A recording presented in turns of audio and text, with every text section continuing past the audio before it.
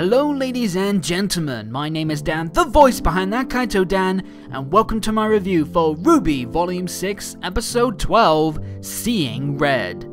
Don't forget to watch the episode first through roosterteeth.com and other official sources before watching this review, to support the show and avoid spoilers.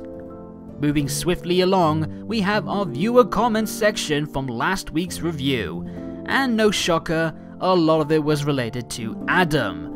For starters, Rotting Damsel offered a pretty intriguing thought about Adam's eyes and how their contrasting visuals could symbolize the Renegade's issues, while Jackson Peterson Hirsch found the irony in Adam's treatment of Blake given his own abuse-heavy past. And finally, Chris Cerosaurus shared a rather excitable experience he had thanks to Yang's dynamic entry. Ouch. With the volume finale coming up very soon, this is your last chance to make it into the viewer comment section for this season. So if you want to potentially see your comment get featured in the next review, leave your thoughts down below, and tune in next week to see if you get into the final section. And so here we are, the penultimate episode of Volume 6. The final hurdle is there for our heroes to deal with if they hope to make it to Atlas in one piece. And while there have been a few more voices amongst the fandom sharing some odd negative feelings about the last couple of episodes, in my eyes, this season looks to be ending on a very positive note. But with two hotly contested fights still going on, was it able to set the stage for the closing episode while also delivering quality in such nail-biting fights as well? Let's find out. We open right back into the thick of things as Cordovan is still at it with our heroes, firing away at Maria and Oscar in the airship, which is surprisingly still trucking along despite the heavy blow that it took last episode and the cliffhanger it left us hanging on. I guess that's 2 times now that we've been duped with a Oscar-involved cliffhanger this season. But regardless, Cordovan's sour attitude towards her rival and the others hasn't dampened a bit, and after their last effort to take out the mech botched hard, the group needs a plan B, which is where Oscar chimes in. He noted something during the earlier part of the fight, in that while the main cannon's dust gets locked inside the barrel before firing, the missile launcher has to pop out of the arm first, making it a more viable target which, if shot at, could blow up and take out Cordovan's main source of attack. It's a sound strategy, if not risky as all hell. Only Ruby's capable of making such a shot, and even then, she'll need to do so within the mech's firing range, and do it quickly before Cordovan clues in on their game plan. But with little other option to take, Ruby hops aboard the airship and readies her shot, while Maria, much to poor Oscar's worry, stokes Cordovan's fire some more to make sure that she's loading up the missiles. However, for as difficult a person as Cordovan is, she is still a high-ranked military official, and she shows her mental sharpness by quickly spotting Ruby and just barely disengaging her launcher before she hits the mark. I actually really like this subversion, not going for the successful effort when things have already looked at their most bleakest. It was a nice little twist, and the look of fear on everyone's face, including Ruby's which had a nice little energy reflection in her eyes, does a fine job of selling the shock and the immediate concern. Even though Maria manages to get the airship out of direct fire, it and her goggles get zapped, and they're sent crashing into the woods. Though the good news is everyone is still alive. But now the group's back where they started, yet Ruby's still determined to try and stop Cordovan. And even though Crow momentarily stops her, fretting over his niece's safety, Ruby's able to convince him to trust in her and let her try again. It's a brief but effective scene between these two that does well for their respective developments. But I will admit, I kinda wish this moment had some small element that it involved Summer. Like Crow seeing a vision of her in Ruby's place for just a second, harkening back to perhaps a similar situation before Summer's eventual death, or even just a quick line where Crow voices how similar the two really are. Something of that nature would have been a pretty emotional addition to the scene, and it has been a while since we last had some hints about Summer's passing and Crow's part in it, not since I believe his poison-induced coma back in Volume 4.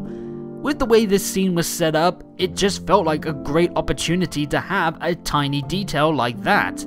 But I accept that's not really a negative towards the scene itself, and it's more a personal preference that I would have done for this scene if I was directing it, so I won't dock it any points just because of how I would have liked it to go. Back on track, Ruby stands tall and remains defiant in the face of Cordovan's demands for their surrender. She's not ready to give up on getting to Atlas after making it this far, and she'll get there with the others whether Cordovan likes it or not. In this tirade, Ruby also makes sure to point the finger at Cordovan for making things more difficult than it needed to be, by not even considering their request, forcing their hand to steal the transport, and by misusing her power to look down on those that she's supposed to protect, a duty that they both share in common. And Ruby hopes that by making Cordovan see where she's gone overboard, perhaps will make her more reasonable to listen to them, instead of letting her ego blow things out of control. Another strong speech for the Little Red, with more top-notch voice work from Lindsay. Though I have to say the facial expression work was probably the standout bit, and I definitely need to give good praise to the animator responsible for it, as it added another layer of honesty to the emotions. But in another excellent subversion, following recent trend of Ruby's success with her speeches, Ruby's words fall on deaf ears as Cordovan presses on, her ego too proud to be so easily won over. Instead, she's ready to blast away Ruby at point-blank range. Yet in a move that everyone, including myself, didn't see coming, Ruby dives into the cannon rather than run away. Turns out, Oscar's analysis about the dust ammo locking in the cannon before firing wasn't a throwaway line. Ruby took that information on board, and with Cordovan unable to stop her this time, Ruby fires at the charged dust, escaping the barrel just in time before the resulting explosion causes the stored dust to turn the cannon into dead weight, pinning the mech in place, unable to fight or move, with Ruby herself getting out alive with only just her aura again broken. Damn, that's a really unique way to end the fight. It's the kind of creativity that helped this series stand out in the first place, and it made for a thrilling, triumphant finish, as well as a massive moment embodying Ruby's ability to find hope despite the odds, on top of her sharp ingenuity that makes her such a fun character to watch in action. With one fight wrapped up, it's time to switch over to Blake and Yang versus Adam, who is looking rather confident despite the numbers advantage going against him, acting like Yang's inclusion doesn't matter when he was the victor the last time all three of them crossed paths, and he doubts that Blake truly believes things will be any different this time out. Of course, this situation is vastly different from the clash at Beacon, but that's just Adam doing his best to mess with Blake's head. The Catkill remains vigilant though, unwilling to run away or accept death at Adam's hands, not when she's got a promise that she wants to keep. To never again leave the people who actually care about her like Yang and the others. The mention of promises then leads to Adam trying to play mind games with Yang regarding Blake's broken promise to him, but she brushes it off, switching the blame that he's trying to pin on Blake back at him, which only furthers the Madball's inability to accept his part in their split. And with the mental warfare going nowhere, the trio finally comes to blows. And right away, the storytelling and character moments in this fight is on full display, as the Bumblebee pair take it to Adam with their incredible synergy built on trust and support. Both girls smoothly trade leading the attack with zero communication, and at one point, the low angle of the camera is expertly implemented to show just how swamped Adam is getting early on. We even have an awesome callback move, adding even more to the pair's showcase of understanding for one another, as we see Yang dive in to save Blake from a deflected attack, only for both of them to swiftly turn it around into the inverse of their classic Bumblebee team move from back in Volume 2. 30 seconds in, and already this fight had me completely in love with how it was structured visually and thematically. However, Blake is soon sent flying into the cliffside, breaking her aura and leaving Yang on her own till she recovers, which opens the door for some more of Adam's mind games, knowing full well that pushing the buttons about her defeat at Beacon will affect her still present trauma. Like Blake said back at Brunswick Farms, Adam likes to mess with your head and make you feel small, and I'm glad that we got to see some of the manipulative monster trying to take advantage of Yang's PTSD to gain control of the fight. It fits with his usual cruel mentality to do something like that, and it adds real menace to his next string of attacks. But even though the insult did knock Yang off her momentum, it's not resulting in the effect that Adam was hoping for. Instead of Yang charging in guns a-blazing like a beacon, making her an easy target, she's keeping her cool, dodging attacks as she tries to steady herself and keep an eye on Blake, which to Adam just makes her look like a coward similar to Blake, and this infuriates him, which we also see physically as his semblance is sparking up a lot more to match his growing rage. He demands to know what Blake sees in her that would make her stay loyal to Yang over him, which adds more fuel to the Bumblebee ship, while also showing that Adam's the one losing control of his emotions compared to Yang, and this soon becomes Adam's downfall.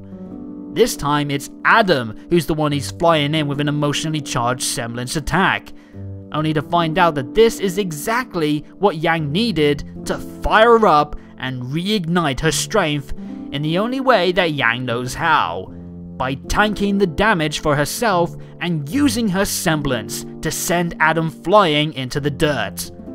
Hot damn, what a moment for Yang. Not only did she land a super satisfying punch to Adam that broke his aura and swung things back in her favor, but this is also the first time that we've seen her semblance in the Maya engine, as she hasn't used it since that fateful night at Beacon 3 volumes ago. And I gotta say, it looks freaking amazing. Yang's been on a long journey trying to recapture her emotional strength thanks to learning from Tai Yang not to always depend on her trump card, as well as learning how to stabilize herself when her PTSD starts to overtake her. All of that is now leading to this moment where Yang's efforts to better control her heated emotions and fight smarter have combined together to give her the ace in the hole she needed to counter Adam's powerful semblance with her own, fittingly enough bringing back her semblance to overpower the person that she last used it on that started this whole emotional turmoil in the first place. It makes for a perfect contrasting visual, as now it's Adam who's the one letting his emotions create weaknesses, while Yang stands stronger than ever, with the added bonus of finally robbing Adam of his sword. Without Welt in his hands, he can't use his semblance, and after Yang throws it away into the river below, it perfectly tees him up to get decked in the face by a recovered Blake. With all 3 fighters battered, bruised, and aura drained, all of them notice the broken remains of Gamble's shroud on the ground, and in one last desperate attempt to win, they all dive in trying to grab a piece, only for Blake and Yang to get there first, the pair of them stabbing Adam through the chest and back, drawing this fight to a dramatic close, with a stunned Adam then collapsing to his knees before falling into the river below, seemingly to his death. Holy hell, I did not see that coming. Well, okay, I fully expected Adam to die in this fight, but I didn't imagine it would be in a rather brutal dual stabbing with the blood and the piercing on full view, so props to the crewbie for pulling off such a vicious shot very well, and with the right intensity to match the emotion carried through this entire fight. But let's get to the big question right away. Is Adam really dead? Of course, things did seem to be that way for Cinder last volume, and we all know how that turned out. But personally, I do think this looks more clear-cut to being dead. Not only did the guy get brutally stabbed twice in around his chest area, he also had a rather nasty smack onto the ground before hitting the river. And I don't care how tough he is, with his wounds and no aura to protect him, a crunchy fall like that would normally kill most people. Yes, with him falling into the river, we have this classic trope again of no body, no death to think about. But that's not always a constant rule, there are exceptions, and I just feel from the way this scene is portrayed, it leaves the odds of his survival to be extremely small. Plus, I do think it's fitting that someone who has caused so much pain and suffering has such a death that's lacking any grace or kindness to it. And like I said in the past, I think now is the best time for Adam's character to either die or for his role in the story to fade out, as his fight with Blake and Yang were always smaller conflicts compared to the grand battle with Salem.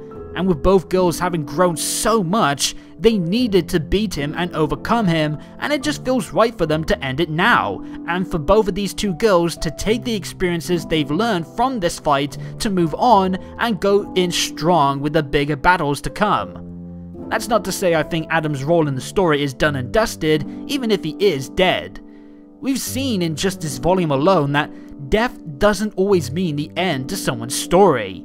We can still learn more about their past, and we can still see them make an impact long after they've passed away. So to those who are feeling upset that Adam's death could mean that we don't learn more about his past, I would say don't lose hope just yet, because there's every chance that we could learn more about Adam and what led to his violent mentality once we see the gang in Atlas dealing with other examples of Faunus abuse at the hands of the SDC.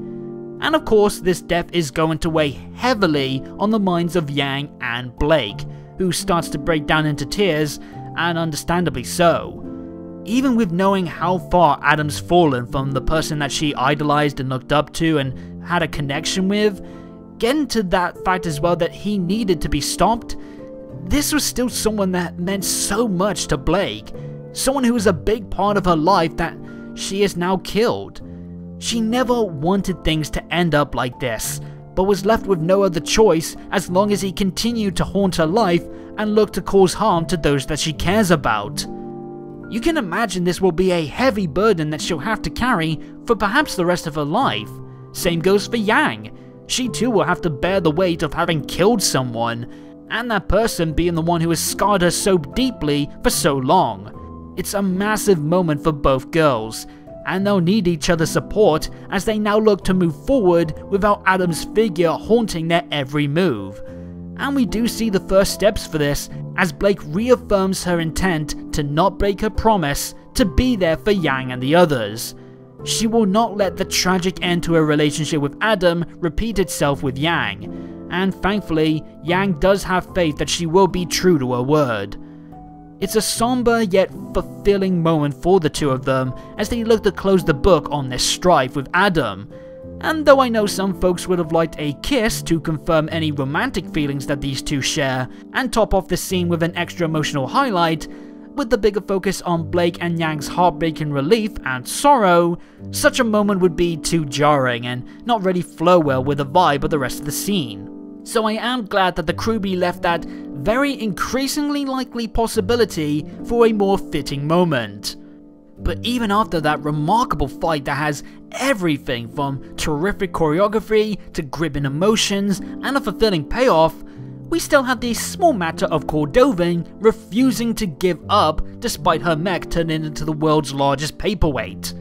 She still looks to call in the Argus base for her personnel to help her out, except there's a bit of an issue.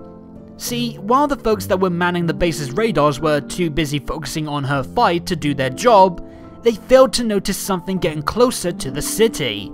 And only just now, Cordovan has found out their attempts to call her and tell her that the city is under attack by Grim. And not just any Grim, it's a big old Grimzilla coming in from the deep sea, just like the show's been hinting for the last couple of episodes, with the massive kaiji looking monster being called a Leviathan. And it sure does look to live up to its name based on the size alone. And to make matters even worse, the negativity from the Argus locals and the fighting has also attracted a large swarm of Sphinx and Manticore Grim. With many of the heroes already running on fumes, along with the weapon that's built to take on something like the Leviathan now being out of commission, the episode ends with a rather harrowing sight and another battle to come, as the heroes now look to protect the city and hopefully make it out alive. This is another thing that many of us saw coming, but what makes it work is the setup it provides. Having the extra Grim Swarm adds to that threat level with such incredible odds stacked against the heroes, and with most if not all of them already at the limits, it gives this expected situation a new layer of danger and suspense that's really making me amped up and excited to see what happens. Will August be saved in time, or will the heroes have to head to Atlas barely able to protect the city? What of Saffron, Terra, and Adrian? Will they make it out okay? Honestly, I could see it coming down to Ruby doing enough damage with her silver eyes, but she is still rather inexperienced with the power, and her current weakened state makes things a little bit more difficult. There's also the possibility of Winter or Ironwood arriving to give them aid, but either way, it's a rather open scenario that has enough suspense to it to keep myself hooked leading into the finale, and that's not even considering a possible appearance by Cinder and Neo, though I do suspect that we'll be saving them for a small passing scene at the end of the volume, with their next major appearance coming into the next season once things settle down. Either way, despite this being a hat trick of expected outcomes, along with the mech being taken out and Adam's death, this episode was able to make the ride up to those conclusions be captivating and engaging all the way through, thanks to some superb animation and emotional payoffs. The big vibe that I was feeling coming out of this episode was satisfaction. It was good to see Ruby standing braver than ever in the face of fear and coming out with the victory, a moment that solidifies as well in my eyes the return of her being the inspirational leader of the group. It was also overwhelmingly pleasing to see Blake and Yang overcome their splintering and personal woes to come back stronger than ever as a duo and take on their personal demon, Adam.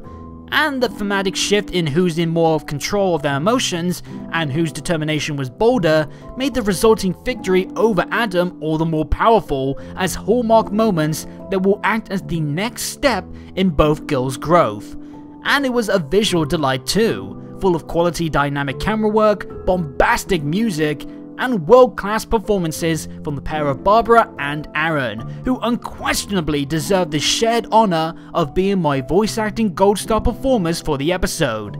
This was probably their finest emotional work in the series, and hats off to the pair of them for nailing the emotional cues so perfectly and realistically. Well done, ladies. In the end, I had little to no issue with the episode at all, bar the little nitpicks like the runtime, the airship fake out at the start, and maybe the design of the Love Lion thing looking a little bit too dopey, but those are just very minor issues I have compared to all the wonderful positives that the episode had to offer.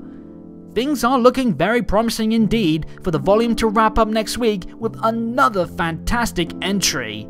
But just taking this episode on its own, it was a fast-paced thrill ride of epic emotional moments, and fingers crossed that this time next week, I can say the same thing for the volume's closing chapter. But these are just my feelings, time to remind you to tell me yours. Did you like the endings to both fights? Do you think Adam is dead? And what do you think will happen in the volume finale? Let me know in the comments down below, and while you're at it, please hit the subscribe and bell buttons to make sure you get every new video from me as they drop, and follow me on Twitter at ThatKaitoDan for more on all things RWBY, updates on future content, and more. But until next time, and I'll see you in the volume finale, have a good day or good night, and peace out.